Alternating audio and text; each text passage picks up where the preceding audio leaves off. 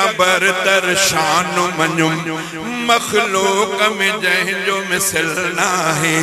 हर चीज खबर तर शान मनुम मखलूक में जंहिंजो मिसल नाहे कायनात जे ज़ीनत जो मरकज़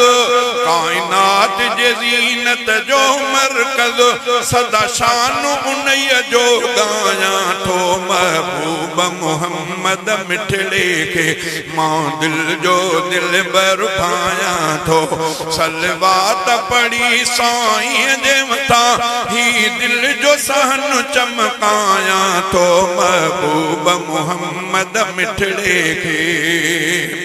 चोॾींहं जो चंड बे नूर थियो आ जग जो चरखो जंहिं लाइ बणियो चोॾींहं जो चंड बे नूर थियो आ जग जो चरखो जंहिं लाइ बणियो छा अहिड़े हसीन जी ॻाल्हि कबी छा अहिड़े हसीन जी ॻाल्हि कबी मां त चाह में उमिरि गुज़ारियां थो महबूब मोहम्मद मिठड़े के मां दिल जो दिलबर भायां थो सलवात पढ़ी साईं जे मथां ही दिल जो सहन चमकायां थो महबूब मोहम्मद मिठड़े के हर जीत पखी हर बशरत जे हर जीत पखी हर बशरत जे रहमत जा ककर थी बरसन प्या हर जीत पखी हर बशर मथा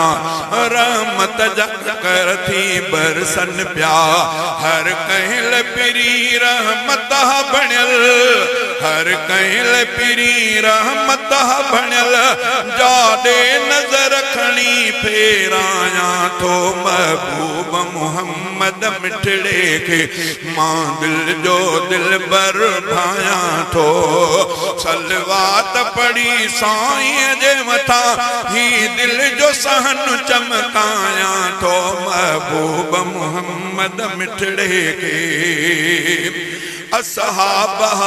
असहाब वक्त भरिया सारा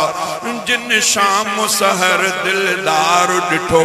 असहाब वक्त भरिया सारा जिन शाम सहर दिलदार ॾिठो छा तिन जा नसीब लिखी लिखजन छा तिन जा नसीब लिखी लिखजन गाए शान ममन चमकायां थो महबूब मोहम्मद मिठड़े के मां दिल जो दिलबर भायां थो सलवात पढ़ी साईं जे मथां ही दिल जो सहन चमकायां थो महबूब मोहम्मद मिठड़े के लाशारी ही अब्दुल अजीज धणी उन दिलबर जो शल दे सुड से लाशारी ही अब्दुल अजीज धणी उन दिलबर जो शल दे सुद से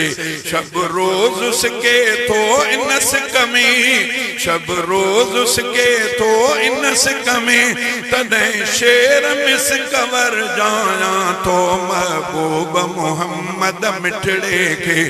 मां दिल जो दिलबर भायां थो